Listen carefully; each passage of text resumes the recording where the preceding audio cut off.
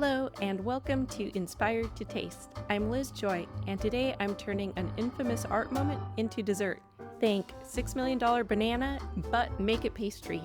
These tartlets feature a black sesame cookie shell and a caramelized banana ganache that has quickly become a family favorite. This black sesame cookie crust is buttery, tender, and just crumbly enough to feel fashionably fragile. The toasted sesame brings nutty depth and a hint of smoky mystery. This crust is more collector's item than kitchen staple. We'll start by grinding 30 grams of black sesame seeds into a fine powder.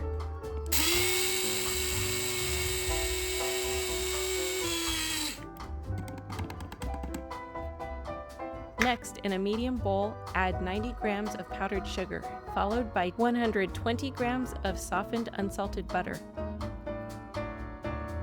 and then the powdered black sesame seeds. Cream these together until the texture is smooth and fluffy. Add 1 gram of fine sea salt, 1 egg yolk, and 1 tablespoon of heavy whipping cream or milk. Then cream again until well incorporated.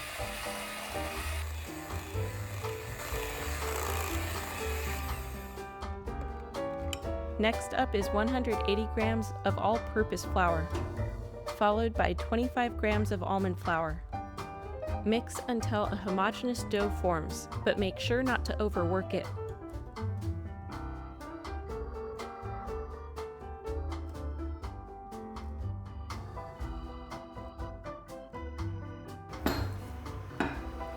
Flatten the dough into a disc, wrap it well, and chill for at least 1 hour.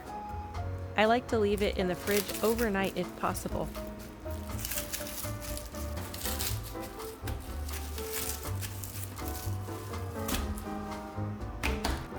Preheat your oven to 325 degrees Fahrenheit. Roll the dough out to about 3 millimeters thickness. I'm using the bottom of one of my tartlet pans as a guide for the bottom layer.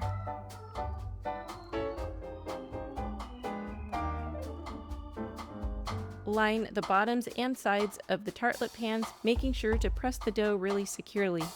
I removed the pan bottoms and am also baking on a perforated air mat to allow for air and heat to flow better, which will help the shells cook more evenly. If at any point the dough gets too sticky to work with, just pop it in the freezer for about 10 minutes before continuing. Dock the shells, then freeze them for about 15 minutes before baking.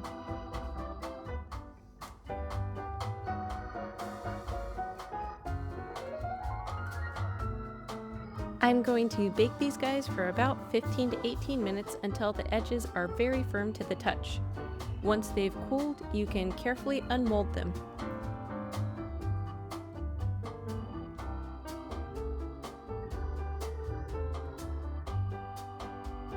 I'm using the same dough to hand cut my banana cookie toppers. This works best with very chilled dough. Let's make the filling next. This caramelized banana ganache is soft, creamy, and rich, like banana cream pie in its most luxurious form. The flavor is plush, familiar, and just sweet enough to feel nostalgic, like childhood, but curated. Start with 1 very ripe banana. This ganache is a great alternative to banana bread if you've got any brown bananas laying around. We're just going to mash it until it's smooth. Then, in a skillet, add 5 grams of unsalted butter. I'm using browned butter, and gently melt it. Add the mashed banana and 7 grams of light brown sugar. Cook the mixture, stirring constantly for about 2 to 3 minutes until it's darkened, thickened, and smells amazing. Stir 23 grams of heavy cream into the warm banana mixture and heat it up again until it just begins to steam.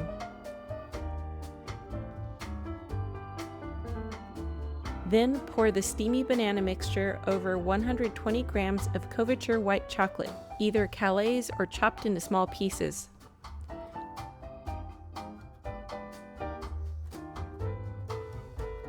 Let this sit for about 30 seconds, then gently stir until the chocolate is melted. At this point, add 15 grams of softened unsalted butter, half a teaspoon of vanilla bean paste,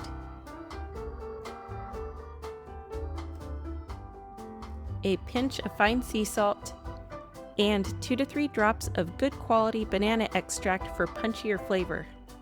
Stir until completely combined and smooth, or better yet, and highly recommended, emulsify with an immersion blender for a silky smooth finish.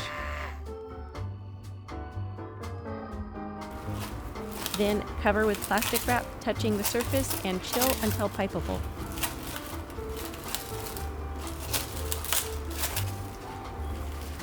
And here's the final texture. It's wonderfully soft and creamy, making it a truly mouth-watering option for something like our tart filling. Inspired by the banana that made headlines and sold for $6 million, my much more affordable Cremedian takes the concept off the wall and into dessert. We'll layer each tartlet like a modernist canvas, including the infamous banana. I'm going to start by flooding my little banana cookies in 2 different shades of yellow royal icing.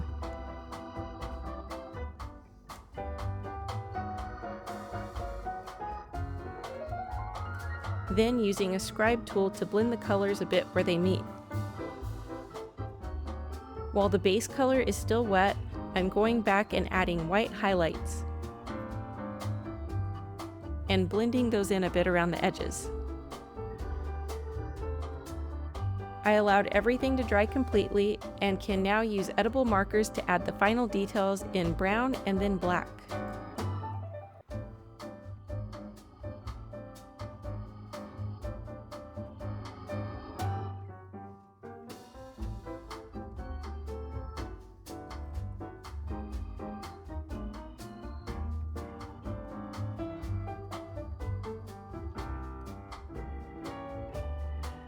To fill the tarts, I'm actually going to use 3 layers, the first being a thin layer of burnt honey custard. This recipe was kind of made up as I went along, and I didn't take great notes or footage for that matter, which is why I haven't shared it in this video. But if anyone's interested in it, let me know in the comments and I'll add a redo to my schedule.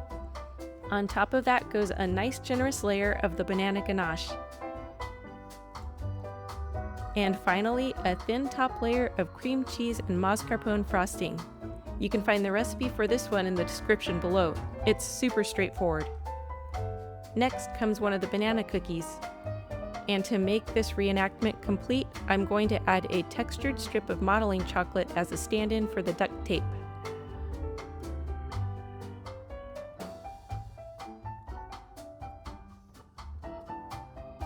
To finish the look, I'm painting on a layer of silver luster dust, followed by some exaggerated shadows and highlights. And for the final touch, I made some royal icing gallery-style plaques. Let's take a look at the final collection and then dig in. 3, 2, 1.